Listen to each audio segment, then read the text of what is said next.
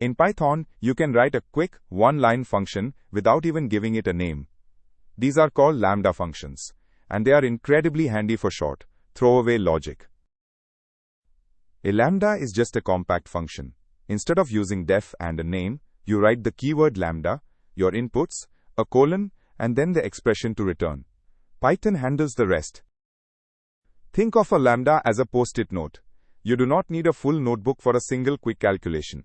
You write it, use it, and move on, no name required. We start with a list called pairs. Each item is a tuple containing a number and a letter. We want to sort this list by the letter, not the number. The sort method accepts a key argument. We pass a lambda that takes one tuple, called p, and returns its second item, the letter at index 1. Sort uses that value to decide the order.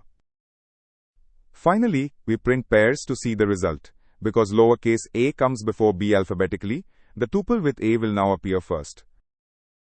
Running the program prints the list with 2a now first, followed by 1b. The lambda quietly handles the comparison logic in a single line, no separate function needed.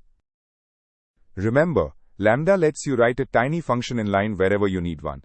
It shines inside sort, map, and filter. If your logic grows beyond one expression, switch to a regular def function.